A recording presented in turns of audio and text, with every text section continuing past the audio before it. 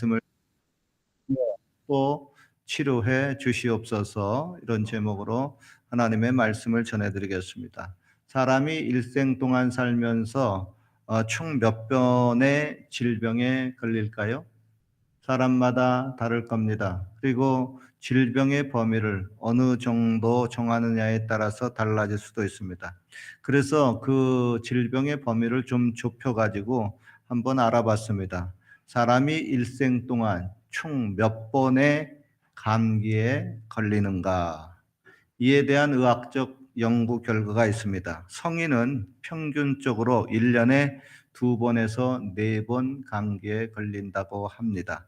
그리고 어린이는 1년에 6번 내지 8번 감기에 걸립니다. 그래서 사람의 평균 수명을 80세로 가정할 때 사람은 일생 동안 200번 내지 300번 정도의 감기에 걸린다고 볼 수가 있습니다. 즉 감기는 한 번 걸리고 끝나는 병이 아니라 살아있는 동안 계속해서 반복해서 걸리는 병입니다.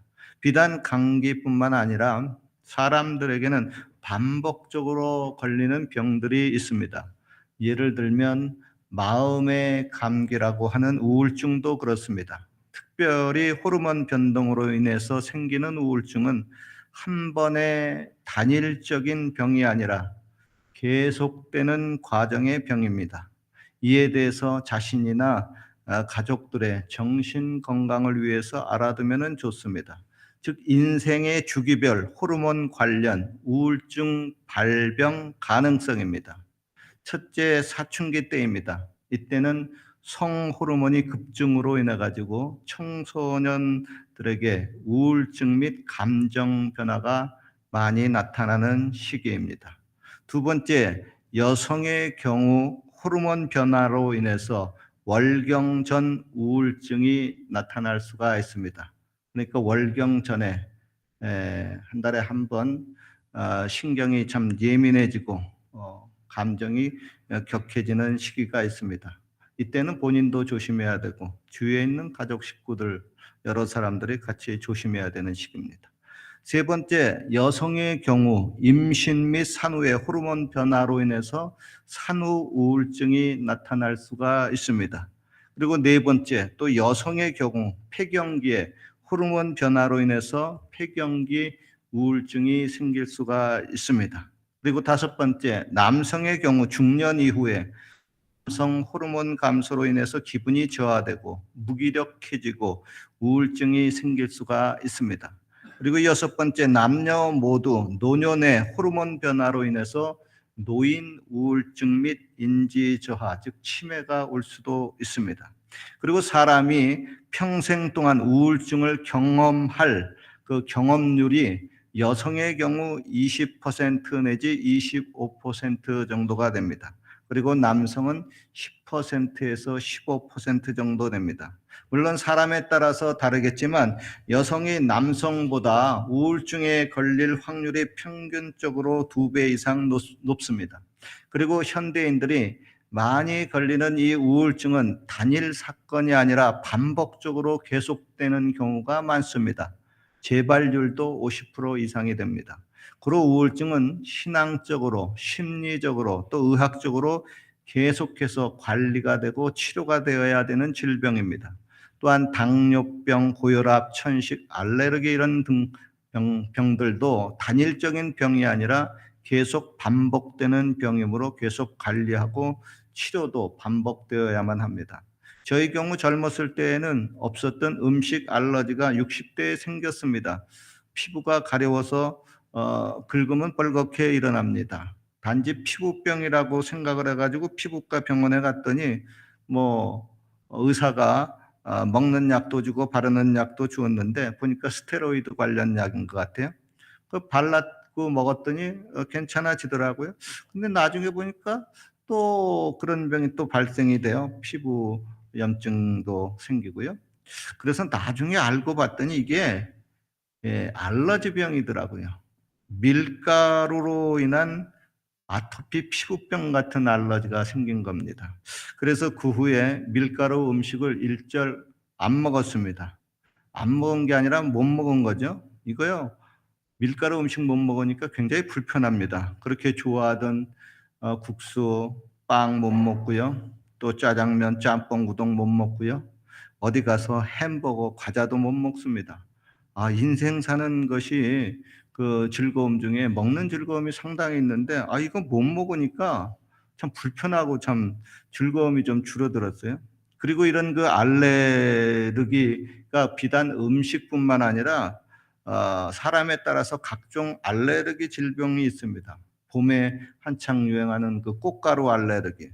뭐 그냥 쉬운 병인 줄 알았더니 그 병 걸린 사람 보니까 그게 아주 눈이 가렵고 염증이 막 눈에 생기는데 이로 인해 가지고 어떤 분이 그러더라고. 눈을 확 뽑아 가지고 냉수에 그냥 찬물에 담그고 싶을 정도로 고통스럽다고 합니다. 그런 사람 있나 모르겠어요, 여기. 그리고 그 알레르기성 비염도 이것도 좀 힘들죠. 그리고 많은 알레르기가 있습니다. 이런 그 알레르기성 질병의 특징은 언제든지 반복이 되고 이 질병으로 인해서 항상 조심해야 되고 이런 증상이 생기면 계속해서 치료를 받아야만 합니다. 즉, 인생은 수많은 크고 작은 질병이 생기고 이에 따라서 계속 치료를 받아야만 건강하고 행복하게 살 수가 있습니다. 마치 자동차 있으면 그 자동차를 계속 고치고 관리해야 하는 것처럼 인간의 몸과 마음도 계속 관리하고 치료를 받아야 살 수가 있습니다. 그리고 오늘의 설교 제목도 이겁니다. 주여 또 치료해 주시옵소서. 여러분, 사람이 병에 걸리지 않고 평생 건강하게 살면은 얼마나 좋겠습니까? 그러나 이 세상의 모든 사람들은 한 사람도 빠짐없이 다 병에 걸립니다. 인류의 조상인 아담과 하와가 죄를 짓고 타락하자 그 모든 자손들인 우리들에게 죽음이 다가왔습니다. 영적 죽음인 하나님과의 관계가 단절이 되고요. 또 육적 죽음도 다가와서 모든 사람이 다 죽습니다.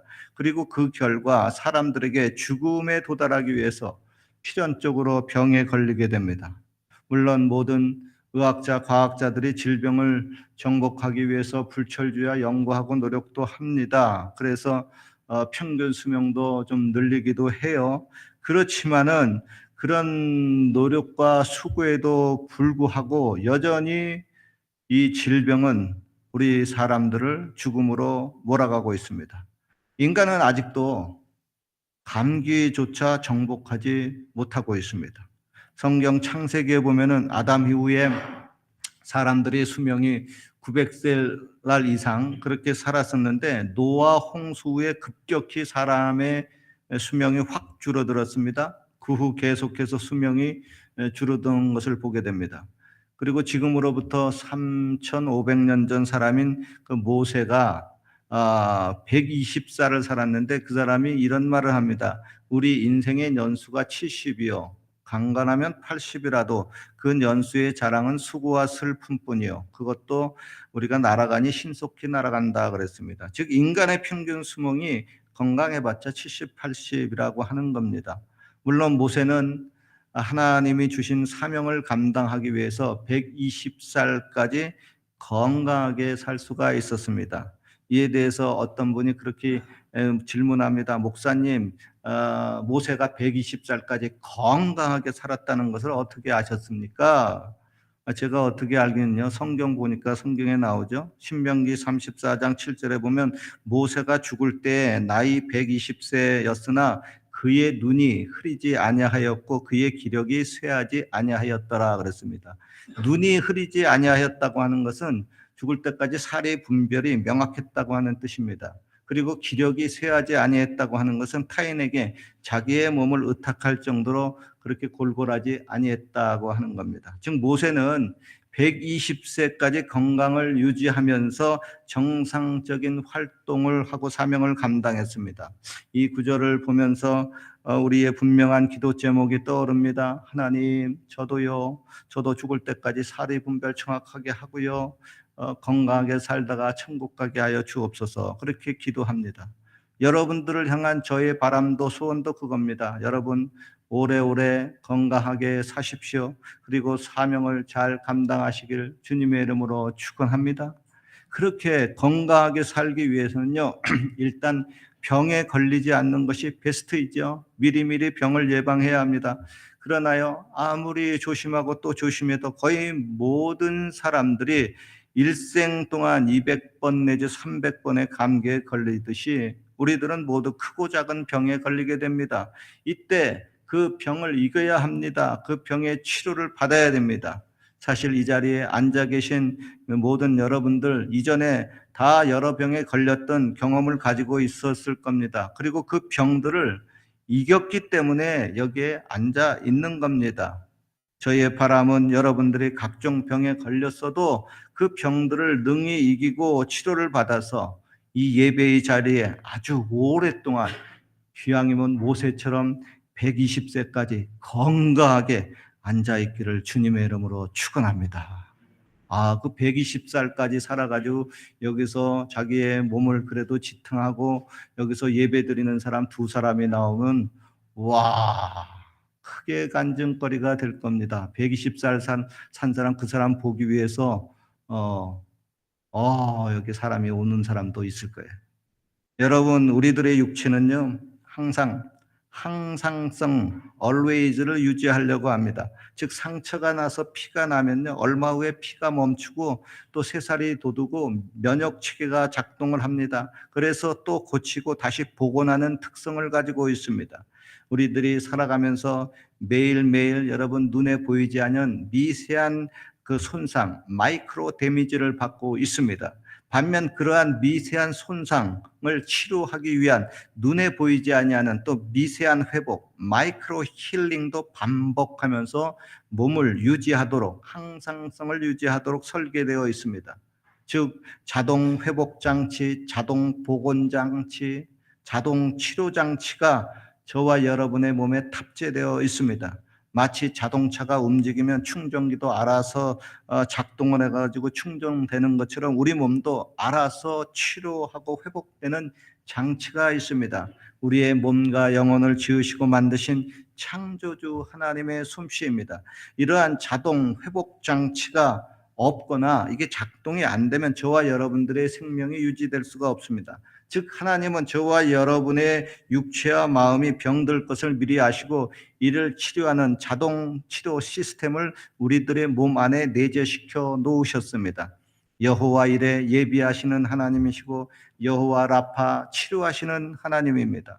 물론 여러분 이런 장치가 아담과 하와가 타락하기 전에는 너무나도 완벽하게 작동이 됐습니다. 그러나 죄로 인해서 지금 이 장치가 많이 파괴되었습니다. 그러나 여러분 어느 정도 이 장치가 계속 작동하고 있기 때문에 저와 여러분들이 아직도 숨을 쉬고 살아가고 있습니다.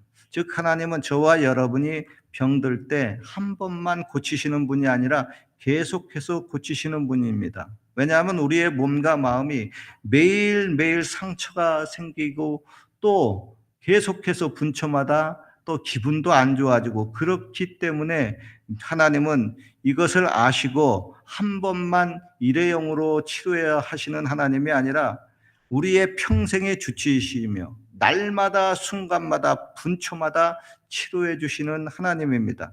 고로 여러분 기분이 나쁜 마음의 병이 들었거나 또 육체가 힘든 병이 들었으면은 기도하십시오. 주님 또 치료해 주시옵소서. 또 고쳐달라고 기도하는 것은요, 이전에 하나님이 나를 고쳐주셨다고 하는 신앙의 간증이고 또 감사의 고백이기도 합니다. 여러분에게 묻고 싶습니다. 이전에 내가 병들었을 때 혹은 가족이 병들었을 때 하나님이 고쳐주셨지 않습니까? 아멘이죠? 예, 그렇게 이전에 고쳐주신 하나님이 지금은 오늘은 여기서 안 고쳐줍니까? 하나님이 많이 변질되었습니까? 하나님의 능력의 힘이 줄어들었습니까? 하나님이 죽었습니까? 아닙니다. 같이 한번 따라해 보실까요? 하나님은, 예수님은 어제나 오늘이나 영원토록 동일하십니다. 그렇습니다. 여러분, 우리가 믿는 삼위일체 하나님은 어제도 치료하시고 오늘도 치료하시고 또 옛날 과거의 구약 시대에도 치료하시고 신약 시대에 예수님으로 오셔서 수많은 병자를 고치셨고 지금은 보혜사 성령님으로 오셔서 치료의 사역을 계속하시고 있습니다. 혹 어떤 이상한 신학자가 이렇게 말하는 사람이 있습니다. 하나님은 옛날에 치료하셨지만 오늘날처럼 의학이 발달한 시대에는 치료하지 아니한다. 그렇게 말하는 분도 있고요. 또 하나님이 병자를 치료하시는 것, 그거 믿는 것은 미신이다. 그렇게 말을 하는 분도 있어요. 아닙니다. 그렇게 말하는 것은 틀렸습니다. 도리어 그렇게 말하면 그게 이단입니다. 그거는 너나 믿으세요. 하나님은요, 어제도 치료하시고 오늘도 치료하시고 앞으로도 계속 치료하시는 분이십니다. 하나님은 이전에 나를 치료하셨고 오늘날도 나를 치료하시고 있고 앞으로도 계속 나를 치료하시는 분이십니다. 오늘의 성경 본문도 말씀합니다. 믿는 자들에게는 이런 표적이 따르리니 병든 사람에게 손을 얹은 즉 나으리라 그랬습니다. 저는 순복음교회 목사로서 이 신유의 복음, 치료의 복음을 전하는 것을 참으로 다행스럽게 생각합니다. 이 신유의 복음을 전하는 것, 이것 때문에 저도 오늘 이 자리에 죽지 않고 살아서 이렇게 복음을 전할 수 있는 겁니다. 그렇지 않아요? 여러분 이전에 병이 걸렸을 때 그 죽을 고비를 넘겼잖아요. 하나님이 치료해 줬잖아요. 그래서 저도 여기 강단에서 서 있는 거고 여러분들도 지금 이 자리에 앉아 있는 겁니다. 하나님이 직접 기적적으로 고쳐 주었든지 혹은 인생에 미리 탑재된 치료의 자동 장치를 그런 걸 작동해 가지고 고쳐 주셨든지 현대 의학을 동원해서 고쳐 주었든지 결국 그 모든 치료는 하나님이 이루셨습니다. 이러한 치료의 체험이 있었기에 저와 여러분이 외칠 수가 있습니다. 사랑하는 성도 여러분, 또 병이 들었습니까? 너무 근심하지 마시고 낙심하지 마십시오. 하나님을 믿고 또 이렇게 기도하십시오. 주여 또 치료해 주옵소서. 주여 또 병 들었습니다. 또 고쳐 주시옵소서. 기도하시겠습니다. 하나님 아버지, 우리는 평생 치료가 필요합니다. 날마다 치료가 필요합니다. 주여 또 치료하여 주옵소서. 저희들의 영혼과 정신과 육체를 치료해 주시옵소서. 가족을 치료해 주옵소서. 성도들 한 사람 한 사람 치료해 주시고 특별히 중한 병에 걸린 당신의 자녀를 치료하여 주옵소서. 지금도 앞으로도 계속 치료하여 주옵소서. 예수님 이름으로 기도하옵나이다. 아멘. 우리 말씀을 생각하면서 기도합니다.